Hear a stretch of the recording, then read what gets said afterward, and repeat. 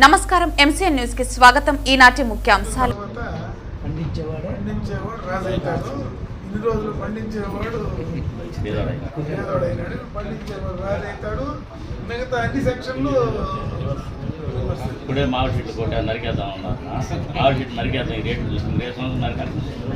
తెలుగు మనం కూడా చూస్తూ ఉంటాం. వెళ్ళిన వచ్చింది స్థానికంగా ఉన్నటువంటి అన్ని వాటిల్లో కూడా పారిశుద్ధ్యం పైన, నీటి సరఫరా పైన, వీధి దీపాలు మెయింటెనెన్స్ పైన మనం ప్రత్యేక శ్రద్ధ చూపని స్థానిక శాసనసభ్యులు వారు సూచించి ఉన్నారు. అదే మేరకు ఆ పరిస్థితులన్నింటి మీద అవగాహన తెచ్చుకొని ఖచ్చితంగా గతంలో కన్నా మెరుగైనటువంటి Venugopal sub divisional forest officer అవును. నిన్నటి రోజు మనము ఎలిఫెంట్ నేషనల్ హైవే మీద తిరుగుతున్న ఎలిఫెంట్ని మనము సక్సెస్ఫుల్గా క్యాప్చర్ చేశాము. దానికి గాను ఈరోజు ఒక చిన్న ప్రెస్ ఆడికి తీసుకోవాలి.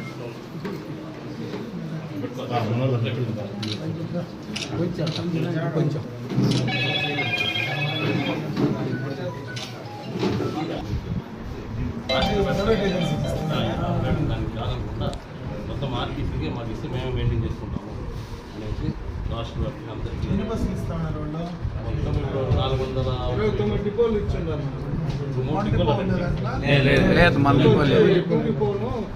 కుప్పం డిపో మన జిల్లాలో చిత్తూరు. అవి ఎలక్ట్రికల్ బస్సులు ఎంత దూరం పడేదానికి?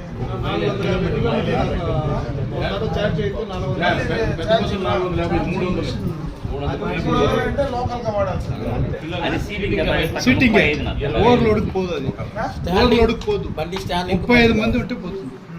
మన బస్సులో 100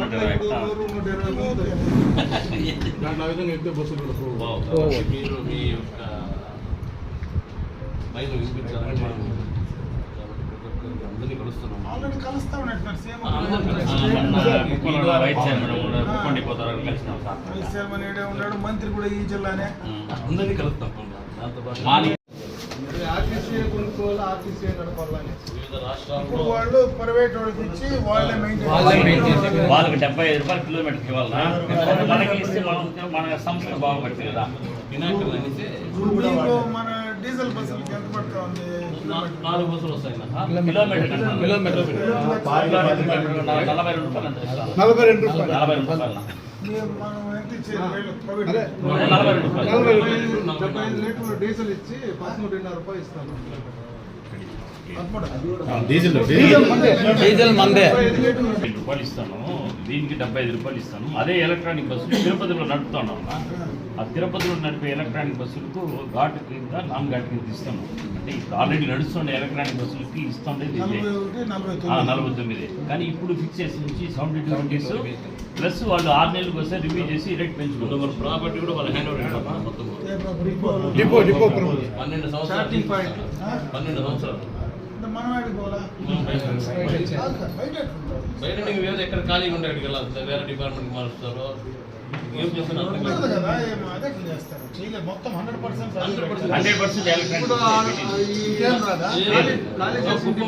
డిపో మొత్తం 100%.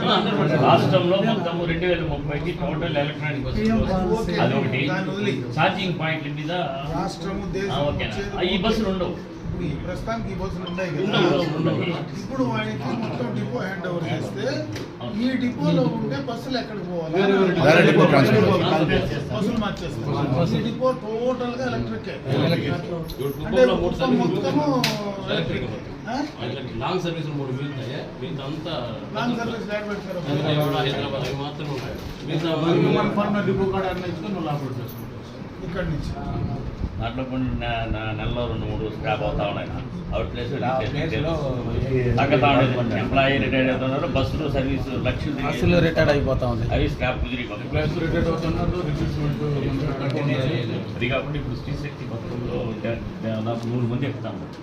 ఆ ఎలక్ట్రానిక్ బస్సులో డోర్ ఎక్స్ట్రా అడిషనల్ బస్సులు 40 పైన ఎక్కి అది డోర్ మొట్టమొదటిగా ఇది పెట్టాము. ఎందుకంటే డిపోలో ధర్నాలు ఇప్పుడు మీరు గవర్నమెంట్ ఎంప్లాయీస్ కదా? అవునా? అందుకే కదా స్కీమ్ కి వ్యతిరేకం కాదు. ఇది ఎలక్ట్రానిక్ బస్సు ముందు మీరు కార్పొరేషన్ ఇప్పుడు మీ ఇష్టం వచ్చినట్టు చేస్తాం. రేటు దిగలేస్తాడు కదా. గవర్నమెంట్ ఎంప్లాయీ కావాలని కోరుకోని వచ్చింది. ఫస్ట్ బస్సు మన ఆర్టీసీ వారంటే టూ వీలర్ కానీ కార్లు కానీ మారుతుంది. రాబోయే కాలం అంతా దీనికంటే కూడా ఇంకా అడ్వాన్స్ వచ్చే పరిస్థితి ఉంది.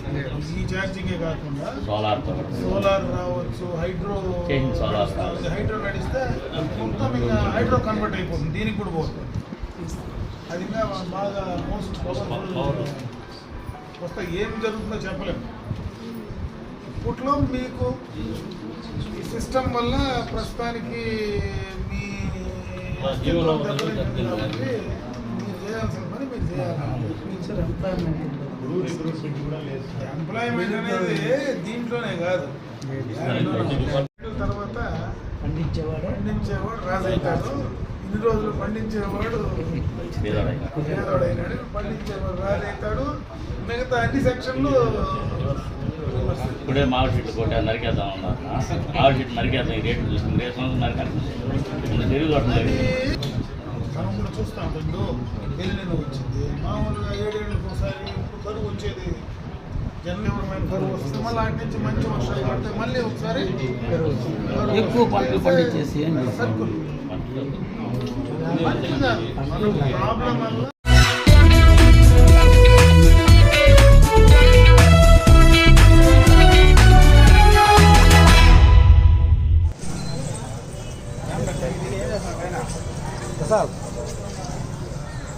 నమస్కారం. ఈవేళ ప్రభుత్వ ఉత్తర్వుల మేరకు పర్మనెంట్ మున్సిపల్ కమిషనర్గా ఫుల్ అడిషనల్ ఛార్జ్ తీసుకోవడం జరిగింది. నేను చిత్తూరు అర్బన్ డెవలప్మెంట్ అథారిటీ సెక్రటరీగా పనిచేస్తూ ఉన్నాను.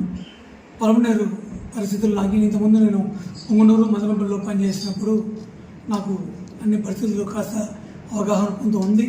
ఇక్కడ ఉన్నటువంటి స్థానిక శాసనసభ్యులు అమర్నాథ్ రెడ్డి గారు, మిగిలిన అందరి సహాయ సహకారాలతోటి, ప్రజలందరి తోడ్పాటుతోటి ఈ పొంగనూరు పలమనేరు పురపాలక సంఘాన్ని మరింత అభివృద్ధి చెందడానికి తోడ్పాటును అందిస్తానని చెప్పి మీ అందరికీ తెలియజేసుకుంటున్నాను. స్థానికంగా ఉన్నటువంటి అన్ని వాటిల్లో కూడా పారిశుద్ధ్యం పైన, నీటి సరఫరా పైన, వీధి దీపాలు మెయింటెనెన్స్ పైన మనం ప్రత్యేక శ్రద్ధ చూపని స్థానిక శాసనసభ్యులు వారు సూచించి ఉన్నారు. అదే మేరకు ఆ పరిస్థితులన్నింటి మీద అవగాహన తెచ్చుకొని ఖచ్చితంగా గతంలో కన్నా మెరుగైనటువంటి పారిశుద్ధ్యం కానీ, నీటి సరఫరా పెంపొందించడం కానీ, వీధి దీపాలు వెళ్ళడంలో మెరుగైన పరిస్థితి తీసుకురావడం కానీ చేయడానికి కృషి చేస్తాను.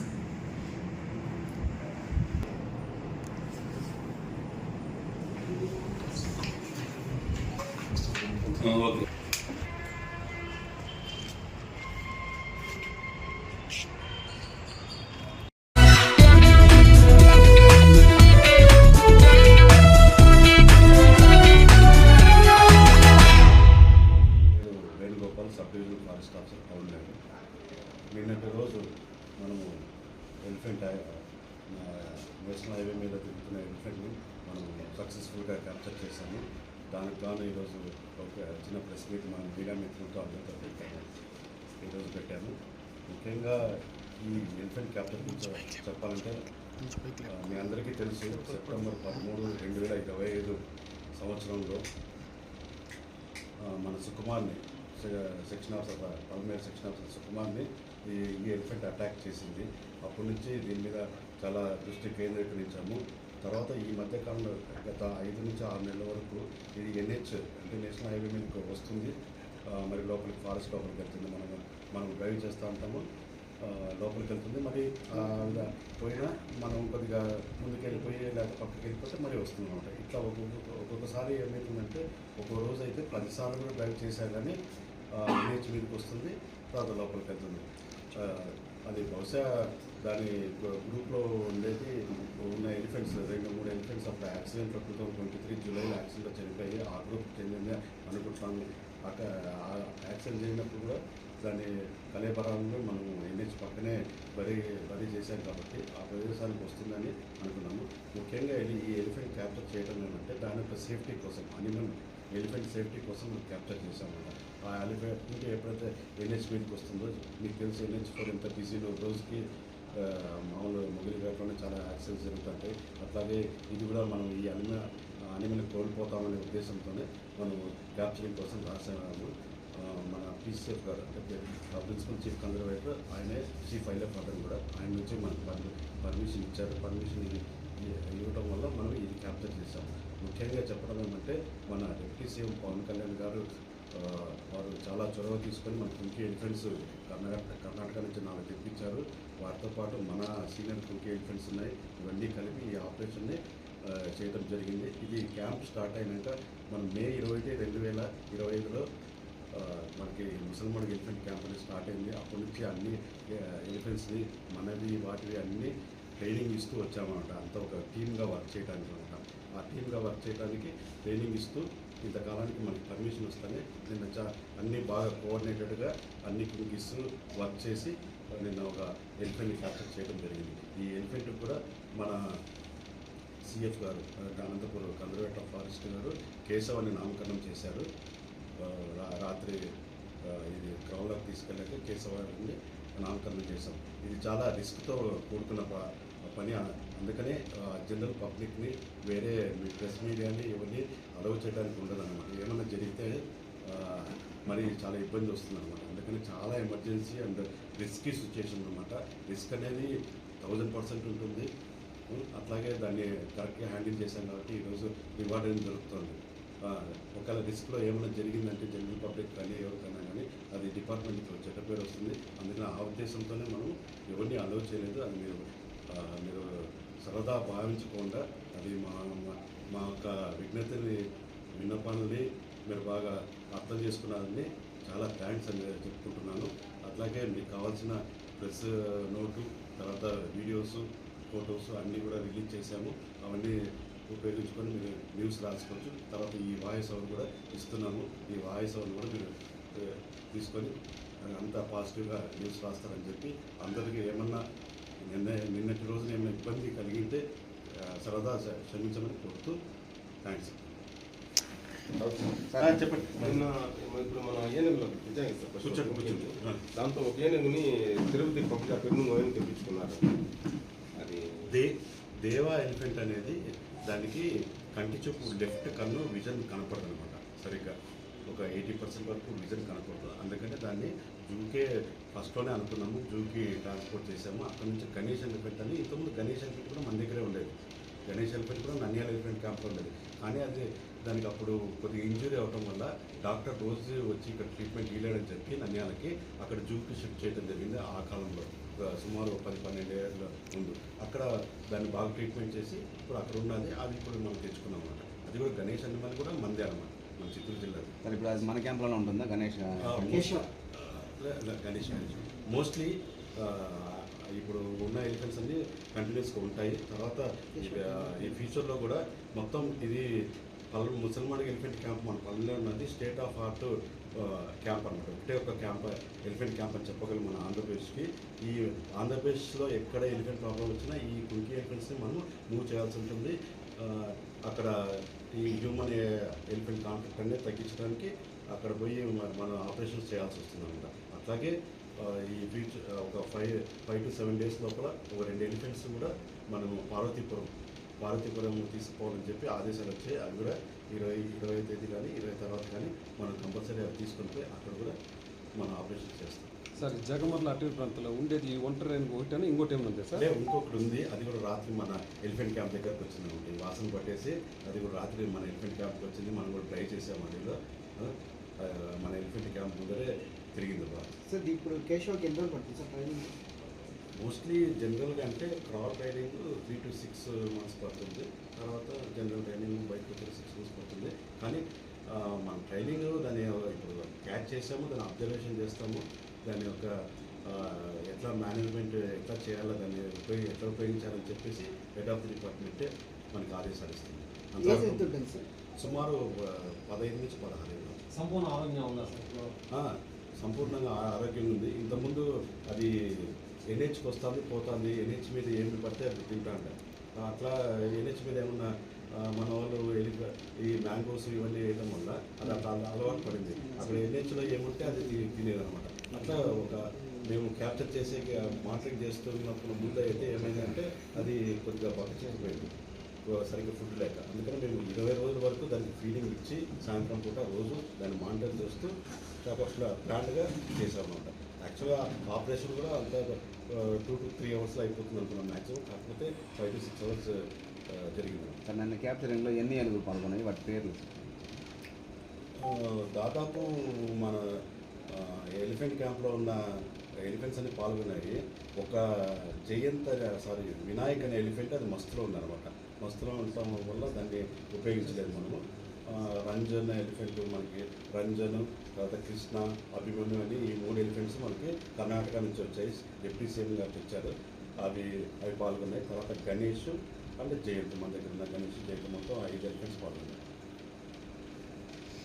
Thank you.